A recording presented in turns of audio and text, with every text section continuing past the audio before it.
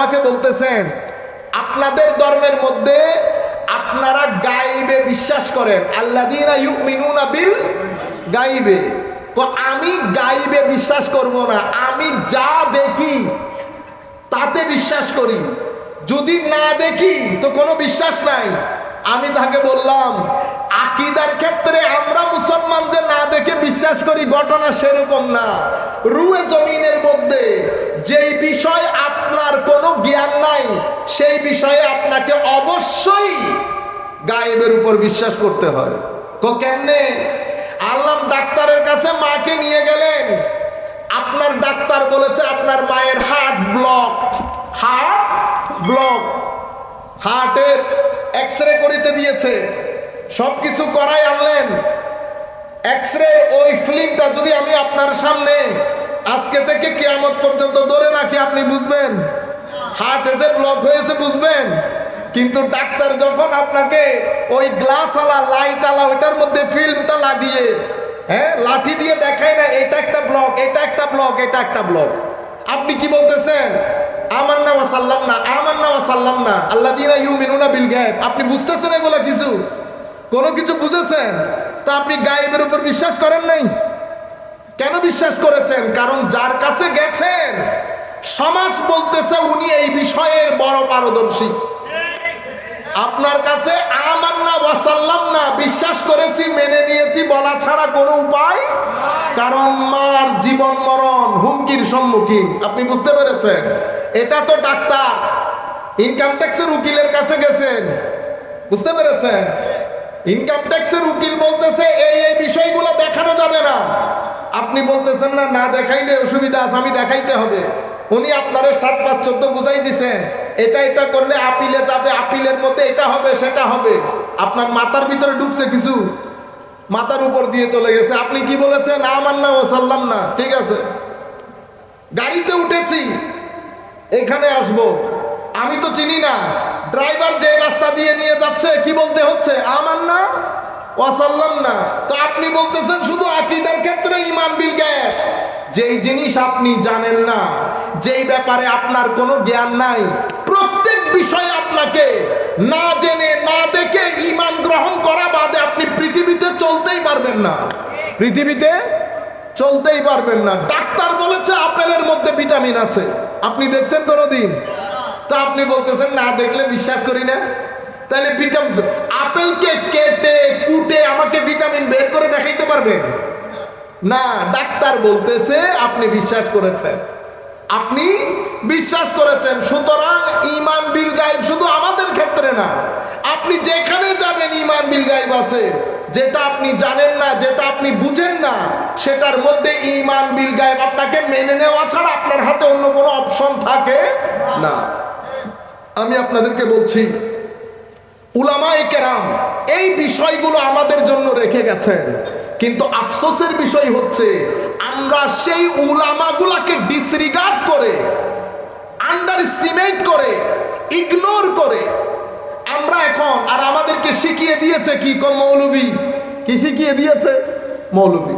আমরা ব্যাকওয়ার্ড মনে করি। মনে রাখবেন উলামাদেরকে আমার নবী আমার নবীর জ্ঞানের ওয়ারিস বলেছেন, জ্ঞানের ওয়ারিস। ইনাদের মাধ্যমে হেদায়েতের চাকা ঘুরতেছে। এক বুরহানুদ্দিন ওয়াইসি এখানে বসা, এখানে শোয়া, দেখেন দেখি এত বড় প্রতিষ্ঠান, বাংলাদেশে পয়সাওয়ালা লোকের অভাব আছে, করে দেখাইতে পারছে কেউ একটা মাদ্রাসা। আপনারা বুঝতে পেরেছেন কেন? ইহদিনাস সিরাতাল মুস্তাকিমের যে নিশান দরকার, আমার নবী তো এখন হীন হায়াতের মধ্যে নাই। নবীর পরে সিরাতুল মুস্তাকিমের নিশান হচ্ছে উলামায়ে কেরাম, উলামায়ে হক্কানি, যাদেরকে আমরা মুহাদ্দিস বলি, মুফাসসির বলি, আল্লাহর ওলি বলি। বিশেষ করে উলামায়ে কেরামের মধ্যে মেইনলি উলামায়ে কেরাম দুই প্রকারের। কয় প্রকারের? দুই প্রকার। কেউ আমার নবীর তালিমাত, আমার নবীর তালিমাত নিয়ে কাজ করে, আর কেউ আমার নবীর সিনা মুবারকের নূর নিয়ে কাজ করে। কেউ আমার নবীর সিনা মুবারকের নূর ধারণ করে সেটাকে বন্টন করে, আর কেউ আমার নবীর তালিমাতের কাজ করে। যারা কাজ করে তাদেরকে মুহাদ্দিস মুফতি এগুলা বলি, আর যারা আমার নবীর সিনা মুবারকের নূর বন্টনের কাজ করে তাদেরকে আমরা আল্লাহর ওলি বলি। আপনারা বুঝতে পেরেছেন? আমি ইউথ যারা বসেছেন তাদের দৃষ্টি আকর্ষণ করবে, এটা আপনারা মনে রাখবেন। আল্লাহ আল্লাহর বান্দার মনের ইচ্ছা কিভাবে পূরণ করেন, সেই ইচ্ছা পূরণ করার জন্য সবচেয়ে এফেক্টিভ হচ্ছে আল্লাহর নবীর কোনো নিশান যদি থাকে, সেই নিশানের সংস্পর্শে যদি আপনি থাকতে পারেন, তাহলে এই ধরনের দোয়া কবুল খুব দ্রুত গতিতে হয়। ইহদিনাস সিরাতাল মুস্তাকিম। আমরা সবাই আল্লাহর দরবারে হেদায়েত কামনা করি, ঠিক না? আল্লাহ হেদায়েত দান করেন। হেদায়েত জিনিসটা কি? তার আগে আপনারা যারা এখানে এসেছেন এবং অনলাইনের মাধ্যমে যারা যুক্ত হয়েছেন, আমরা সকলের প্রতি আমাদের অন্তরের অন্তঃস্থল থেকে সশ্রদ্ধ সালাম জানাচ্ছি। আসসালামু আলাইকুম ওয়া রাহমাতুল্লাহি তাআলা ওয়া বারাকাতুহু। হেদায়েতের বিষয়ে দার্শনিক এক একজন এক এক ধরনের কথা বলেছেন। ইহদিনাস সিরাতাল মুস্তাকিম, আল্লাহ সিরাতুল মুস্তাকিম দেখাও। এরাতুত তারিক বলে, হাদা ইয়াহদি, এটার অর্থ যদি মাদ্রাসা ছাত্রদেরকে বিশেষ করে বলছি, এটা নিয়ে আপনারা একটা গবেষণা করতে পারেন 10-12 দিনের। হেদায়েত শব্দটা পবিত্র কোরআনে কয় জায়গায় এসেছে? হেদায়েত শব্দের অর্থের ক্ষেত্রে উলামায়ে কেরাম কি কি অভিমত ব্যক্ত করেছেন? এই ধরনের গবেষণাগুলো ছোট ছোট প্রশ্ন বের করে আপনারা যদি গবেষণা করেন, জ্ঞানও বাড়বে, উগ্রতা কমবে। মনে রাখবেন, জ্ঞানের সাথে যদি তাকওয়া থাকে তো উগ্রতা কমে যাবে, আর জ্ঞানের সাথে যদি তাকওয়া না থাকে উগ্রতা বেড়ে যাবে। কি বেড়ে যাবে? উগ্রতা। উগ্রতা হচ্ছে হিংসার সন্তান। কিসের সন্তান? হিংসা। আপনার ভিতরে যদি হিংসা থাকে তো হিংসার সন্তান হচ্ছে উগ্রতা। হিংসা যে আছে সেটা কিভাবে বুঝবেন? আমার কথাবার্তা, চাল চলন, বক্তব্যের ধরন গঠন দিয়ে বুঝবেন আমার ভিতরে হিংসা আছে। যার ভিতরে হিংসা টাইটুম্বুর, ইনিও হিংসার বিরুদ্ধে ওয়াজ করেন যেভাবে আমরা করতেছি। আমাদের ভিতরে হিংসা ভরপুর, কিন্তু আমরাও বক্তব্য দেওয়ার সময় কি বলি? যার হিংসা আছে তারে আল্লাহ পছন্দ করেন না। আল্লাহর দরবারে দোয়া করি মাওলাই করিম যেন আমাদেরকে এগুলা থেকে রক্ষা করেন। আমিন বলেন সবাই। তাহলে যখন আপনার জ্ঞান বাড়বে, সাথে সাথে নামাজ, দোয়া, তসবিহ, তাহলিল, মাজারাতের জিয়ারাত এগুলো যখন বাড়বে, তখন জ্ঞানের সাথে সাথে ভদ্রতা, নম্রতা এগুলো বেড়ে যাবে। তাহলে হেদায়েত মানে কি? হেদায়েত হচ্ছে আমি আল্লাহর দরবারে বলছি, আল্লাহ আমাকে রাস্তা দেখান। এখন আমি যদি বলি রাস্তা দেখান, তো রাস্তা তো আল্লাহ দেখাই দিছেন। আমরা যখন চাঁদপুর দিয়ে আসতেছি, কত জনের রাস্তা দেখাইছে, এমনে যান এমনে যান, তবুও নেমে নেমে জিজ্ঞেস করতে হচ্ছে না।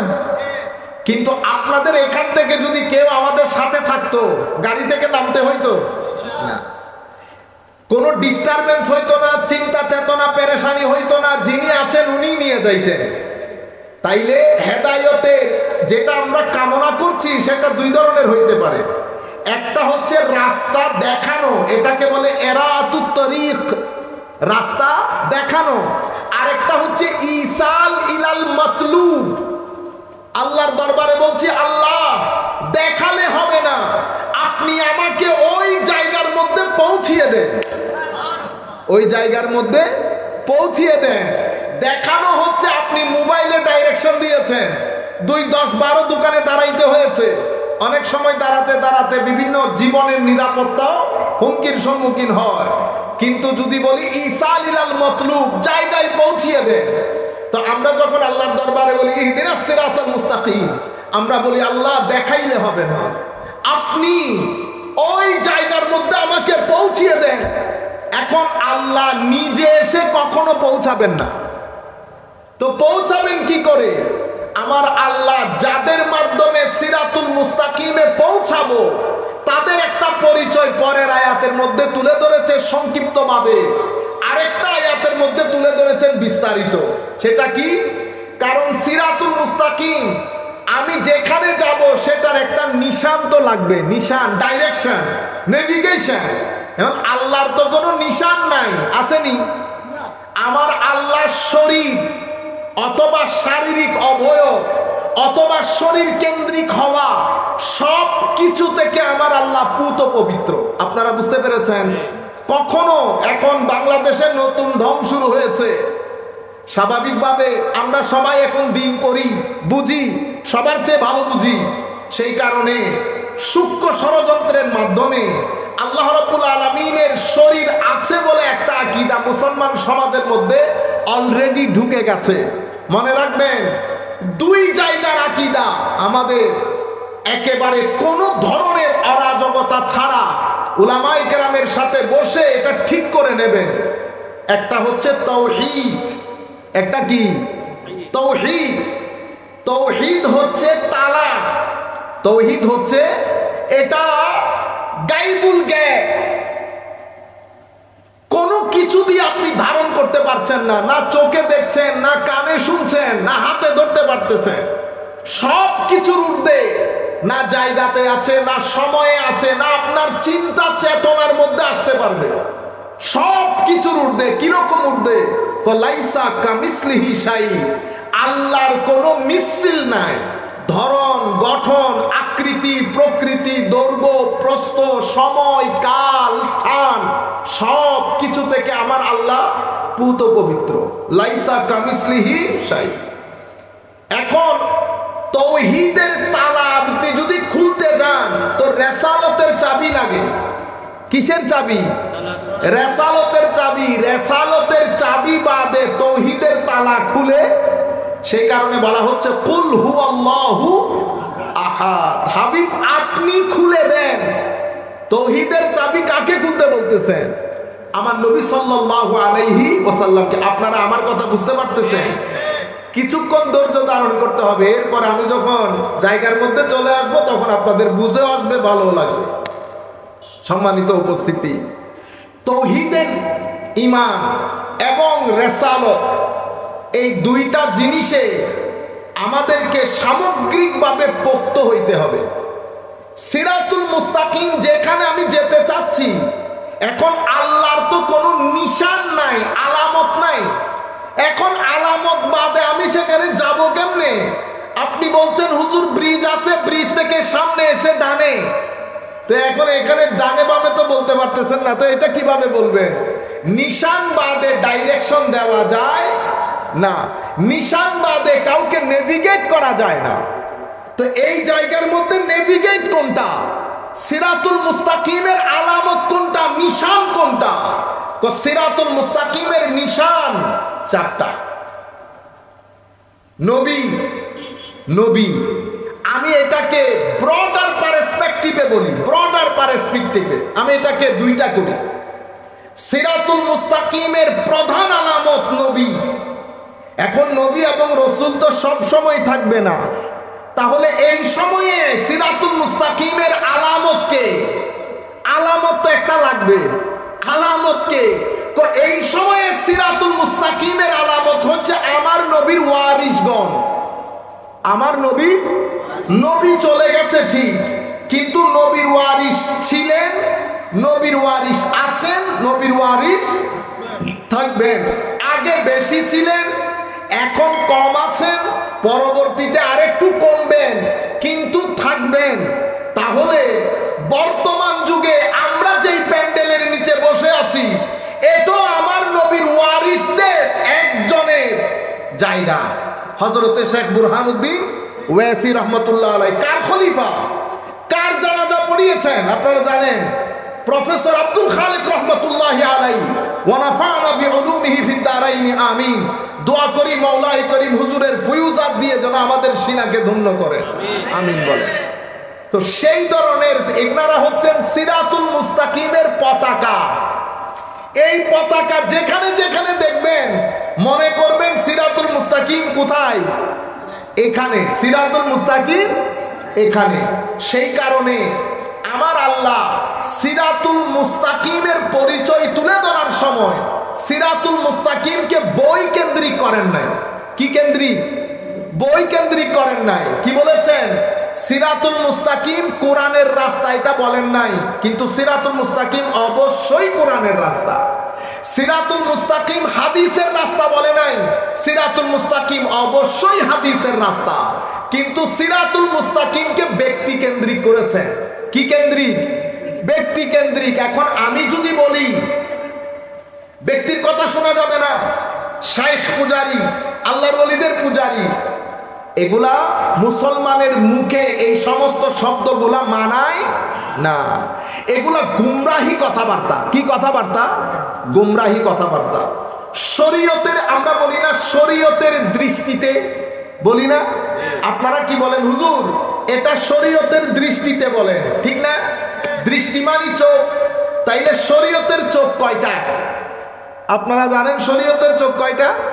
শরীয়তের চোখ এগেইন ব্রডার পার্সপেক্টিভে বলতেছি, শরীয়তের চোখ তিনটা। কয়টা? তিনটা। কোরআন, সুন্নাহ, ঠিক আছে? এটাকে কি বলে? Primary source. কি বলে? Primary source. আর এটা হচ্ছে উলামা। কি বলেছি? উলামা মানে আমার নবীর জ্ঞানের ওয়ারিশ, আমার নবীর জ্ঞানের ওয়ারিশ। এটা চোখ, কোরআন সুন্নাহ চোখ। তবে এটা হচ্ছে চশমা। এটা কি? চশমা। চশমা আমরা কখন পড়ি? যখন আমার চোখে দেখতে নজরে যখন না আসে তখন আমরা চশমা ব্যবহার করি, ঠিক না?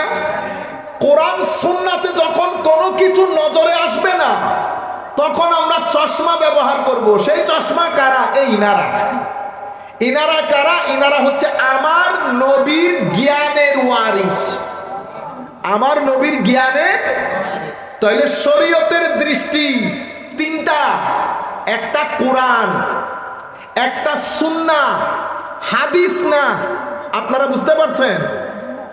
হাদিস অবশ্যই, কিন্তু আমি টেকনিক্যালি আপনাদেরকে বুঝাতে চাচ্ছি, কারণ সকল হাদিস আমলযোগ্য হয় না, সকল হাদিস আমলযোগ্য হয় না। আহলুল হাদিস এটা একটা একাডেমিক টার্ম। কি টার্ম? আপনারা বলেন একাডেমিক টার্ম। বহুতক্ষণ ওয়াজ শুনছেন, আমরা আবার ক্লাস করি কতক্ষণ।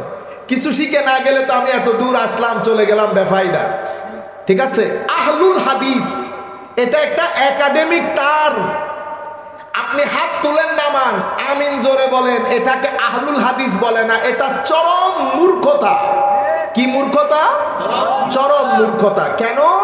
কারণ এটা একটা একাডেমিক টার্ম। কাদেরকে বলে আহলুল হাদিস? যারা ইলমুল হাদিসের মধ্যে প্রথম ক্যাটাগরির একেবারে অসম্ভব উপরের দরজার বিশেষজ্ঞ, তাদেরকে বলা হতো আহলুল হাদিস। সমস্ত হাদিস আমলযোগ্য হয় না, কিন্তু সমস্ত সুন্নাহ আমলযোগ্য। সমস্ত হাদিস আমলযোগ্য নয়। আপনারা বুঝতে পেরেছেন? তাইলে শরীয়তের দৃষ্টি কয়টা পাইলাম? কোরআন, হাদিস না। কি বলেছি? সুন্নাহ। কেন?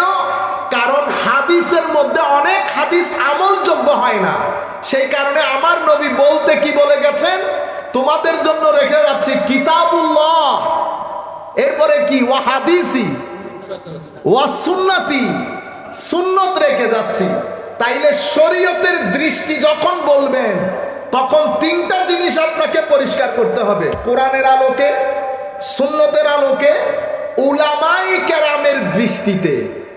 উলামায়ে কেরাম ও শরীয়তের একটা চোখ, শরীয়তের একটা চোখ। আমি কি আলেম? না, আপনি আলেম না। আপনাকে যিনি পড়িয়েছেন উনি কি আলেম? উনিও আলেম না।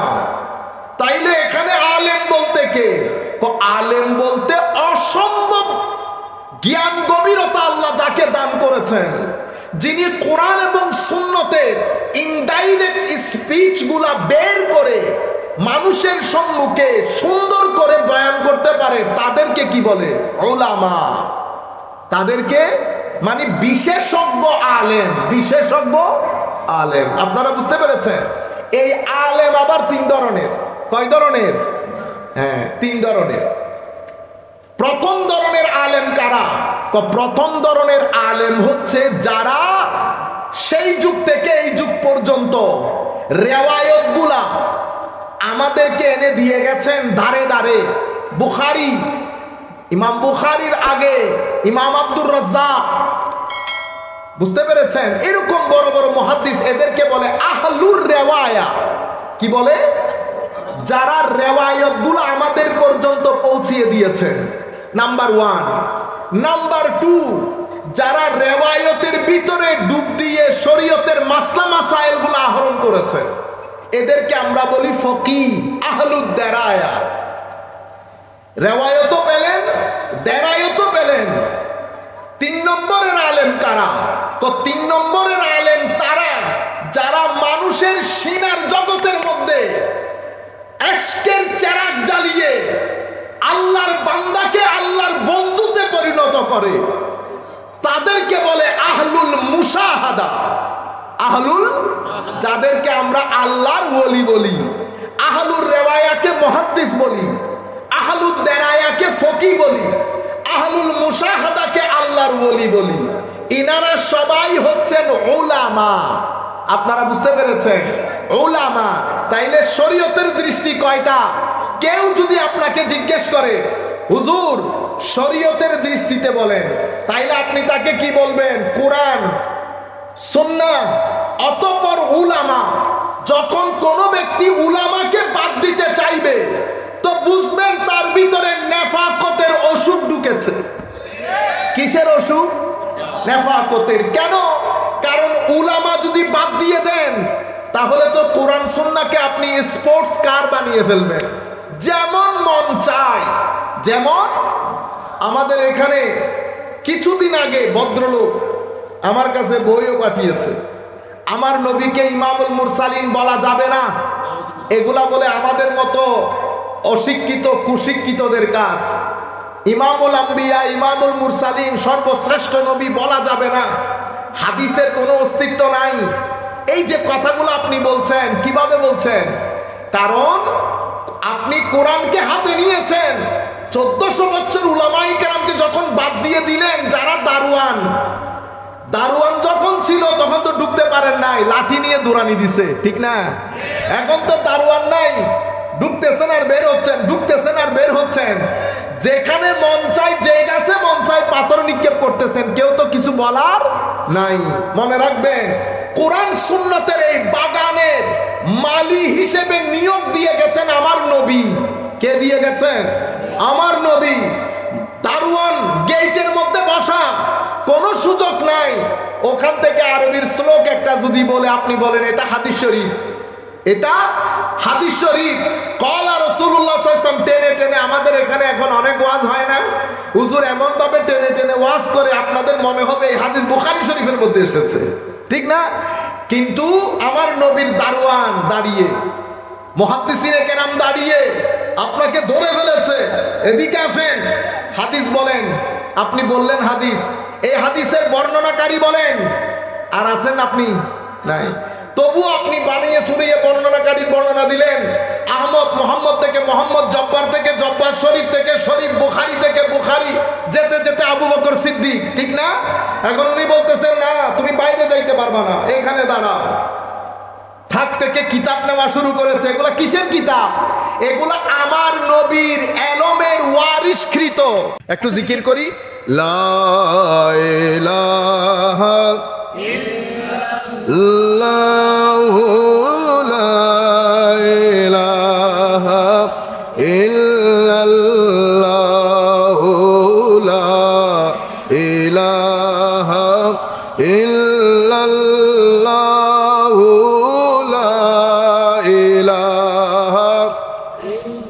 লা ইলাহা ইল্লাল্লাহ মুহাম্মাদুর রাসূলুল্লাহ। আমার কথা তো শুনতে পাচ্ছেন? মাইকের দরকার নাই। আমি আপনাদেরকে বলতে চাচ্ছিলাম, জি মাইক আসবে? আচ্ছা, এখন যেখানে যাই কারেন্ট চলে যায়, বুঝলাম না। এটা তাড়াতাড়ি করেন, সময় চলে যাচ্ছে।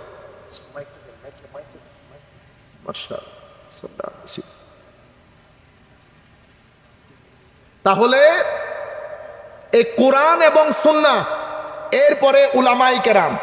তো উলামাই কেরামের মধ্যে ভাগ ভাগ আছে, সবাই এক ধরনের আলেম না। আপনারা বুঝতে পেরেছেন? এখানে হাদিস মুহাদ্দিসিনে কেরাম আছেন, তো মুহাদ্দিসিন ধরে দাঁড় করাইছেন, কোন নামগুলা বলেন, কার কাছ থেকে নিছেন? আপনি নাম বললেন, আপনার মন করে শরীফ, শরীফ জব্বার থেকে, জব্বার কাহার থেকে, কাহার অমুক থেকে, অমুক বুখারী থেকে। উনি বলতেছেন দাঁড়ান, কিতাব বের করছে। কার কিতাব? আপনারা অবাক হয়ে যাবেন। আমার নবীর উম্মতের আলেমরা দেশ ছেড়ে বিদেশ বিভুঁইয়ে হয়ে মাইলের পর মাইল পায়ে হেঁটে সফর করে যারাই হাদিস বর্ণনা করেছেন, প্রত্যেক ব্যক্তির জীবনী সংগ্রহ করে তারা কিতাব আকারে রচনা করেছে। যতগুলা বর্ণনাকারী যারাই হাদিস বর্ণনা করেছেন, প্রত্যেকের নাম, ঠিকানা, কার কাছে পড়েছে, তাদের কাছে কারা পড়েছে, উলামায়ে কেরাম তাদের সম্পর্কে কি বলেছে, চরিত্র কেমন ছিল, সত্যবাদিতা কেমন ছিল, প্রত্যেক জিনিস তারা কিতাব আকারে লিপিবদ্ধ করে গেছে। আপনি আজকে এসে আপনি মনে করতেছেন হাত তুলে নামা নিয়ে আপনি অনেক কিছু করে ফেলেছেন। 1200 বছরে আমাদের পুরা ধর্মের আইনের ক্ষেত্রে, বিবাহের ক্ষেত্রে, ব্যবসার ক্ষেত্রে, পারিবারিক আইন, সামাজিক আইন, রাষ্ট্রীয় আইন, আপনার বৈবাহিক নিয়ম নীতি, আপনার সম্পত্তি বন্টন, সব কিছুর মধ্যে কত ধরনের প্রশ্নের সম্মুখীন আপনি জানেন। সেই প্রশ্নের উত্তরগুলা কারা দিয়েছে? আমি মনে করছি আজকে আমিন জুড়ে বলে, আসতে বলে আমি ধর্মের উপর বড় এহসান করে ফেলেছি। আমার ভাইয়েরা, ঘটনা সেরকম না। আপনি ইন্টারন্যাশনাল লর উপর, আন্তর্জাতিক আইনের উপর মুসলমানদের যে বড় কিতাব, সেটা কয় খণ্ডের জানেন? কম করে হলেও যে কোনো ছাপার আপনি নেন, মিনিমাম 18 থেকে 22 খণ্ডে। কয় খণ্ডে? 18 থেকে 22 খণ্ডে। এত বড় কিতাব কেমনে হয়ে গেল? সেই কিতাবকে যদি আপনি আজকে ব্যাখ্যা করতে যান, মিনিমাম 40 খণ্ডের হবে। কিভাবে? আপনারা ব্যাংকে যান নাই? ব্যাংকে আগে মানুষ কি করতো? আমার বাপ দাদারা কি করেছেন? আপনারা গিয়ে আমার দাদার কাছে এসে বলছেন, ভাইয়া আমার তো আটা নাই, তো কি করতে হবে? আমি আপনাকে 10 কেজি দাম দেই, আপনি আমাকে 8 কেজি আটা দেন। ঘটনা সেরকম না? এভাবে এভাবে আমরা চলেছি। আজকে ব্যাংক ফাইন্যান্সের ক্ষেত্রে কত ধরনের ডেভেলপমেন্ট এসেছে, এগুলা কি কল্পনার মধ্যে আসে? এত ডেভেলপমেন্টের মধ্যে কোনটা জায়েজ, কোনটা না জায়েজ? কারণ এগুলা তো আমার নবী হাদিসে পাকের মধ্যে, কোরআনে পাকের সরাসরি আয়াত নাই। আপনারা বুঝতে পেরেছেন? এই জিনিসগুলা খুঁজে বের করার জন্য আমার আল্লাহ বিশেষ কিছু মাইন্ডসেট তৈরি করেছেন। সেই মাইন্ডসেট গুলা ব্যাখ্যা বিশ্লেষণ করে জাতির সামনে তুলে ধরে, জাতির সামনে তুলে ধরে।